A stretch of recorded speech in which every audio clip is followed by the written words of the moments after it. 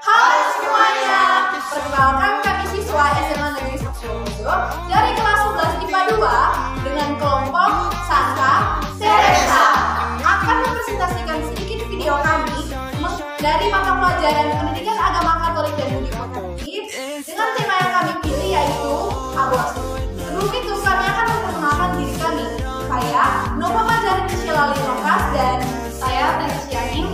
Saya Fernando Gregorius Agung. Selamat menyaksikan video kami. Dalam kehidupan sehari-hari, kita sering membaca atau mendengar berita bahwa orang dengan gampang melakukan aborsi tanpa rasa takut atau rasa bersalah. Ada banyak alasan untuk melakukan aborsi, misalnya hamil di luar nikah, korban pergaulan bebas, pasangan suami istri yang belum ingin mempunyai anak, malu karena kehamilan akibat perselingkuhan, sampai pada alasan medis, misalnya karena penyakit dan sebagainya. Apapun alasannya, aborsi tetap dinilai tidak baik dan merupakan tindakan kejahatan, bahkan pembunuhan. Baik teman-teman, bagi teman-teman yang belum tahu apa itu aborsi, aborsi itu adalah pemberhentian kehidupan terhadap calon bayi dalam bentuk calon rahim seorang ibu, baik yang dilakukan secara sengaja maupun tidak sengaja. Contoh dari sengaja itu adalah aborsi ilegal yang dilakukan dengan cara menyuntikkan hormon-hormon yang bisa membuat janin itu tidak akan berkembang dalam rahim seorang ibu. Contoh yang tidak sengaja misalnya ada kesalahan dalam mengonsumsi obat, habis itu mengonsumsi barang-barang yang mengancam kehidupan dalam janin. Selanjutnya kita akan membahas apa saja faktor-faktor penyebab seorang melakukan aborsi. Yang pertama, hamil di luar nikah. Yang kedua, ketidakmampuan ekonomi. Yang ketiga, kurangnya dukungan orang sekitar. 4, masalah dengan pasangan atau paksaan orang luar. Namun di sisi lain, aborsi juga dapat dilakukan jika kehamilan mengancam nyawa ibu atau janin. Nah, setelah kita mendengarkan beberapa faktor-faktor mengapa seseorang melakukan aborsi, selanjutnya kita bisa mendengarkan apa akibat seseorang melakukan aborsi.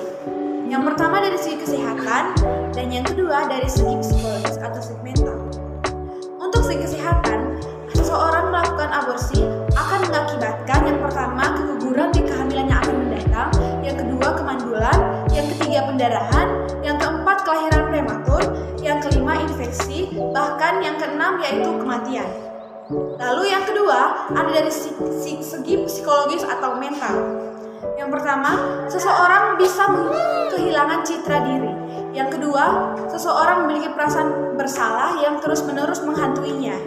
Yang ketiga, seseorang bisa depresi, cemas, dan gangguan mood. Yang keempat, seseorang juga bisa melukai dirinya sendiri. Baik, selanjutnya saya akan menjelaskan tentang pandangan Gereja Katolik tentang aborsi. Gereja Katolik dengan tegas menolak aborsi. Gereja selalu membela kehidupan anak di dalam kandungan. Melalui Konsili Vatikan II, Gereja menyebut aborsi sebagai tindakan kejahatan yang durhaka. Aborsi sama dengan pembunuhan anak. Konsili Vatikan II mengatakan, sebab Allah, Tuhan kehidupan telah mempercayakan kehidupan mulia untuk melestarikan hidup manusia, supaya dijalankan dengan cara yang layak baginya. Maka kehidupan sejak pembuahan harus dilindungi dengan sangat-sangat cermat. Oleh karena itu, gereja mengetuk dan menghukum setiap orang yang melakukan aborsi, karena mereka menggugurkan kandungan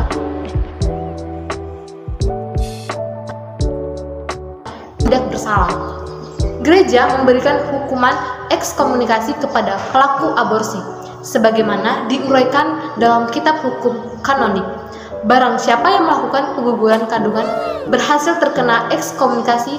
Dari penjelasan tadi adalah gereja sangat menentang adanya aborsi, karena aborsi sama saja dengan membunuh ciptaan Tuhan dan juga membunuh salah satu hukum perintah Allah yang memiliki dosa yang sangat berat. Dari saya sendiri, aborsi bisa dihindari dengan adanya ilmu yang cukup mengenai seks, penggunaan alat kontrasepsi, serta pergaulan dan hidup yang sehat. Karena jika tidak, maka makin banyak kehamilan di luar nikah yang ujung-ujungnya akan menimbulkan tindakan aborsi.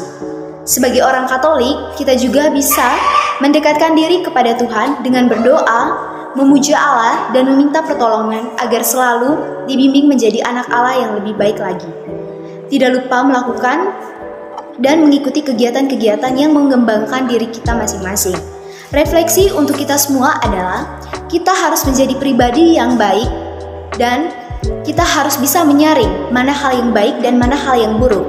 Kita harus bisa pintar dan selektif dalam memilih lingkungan pertemanan yang sehat.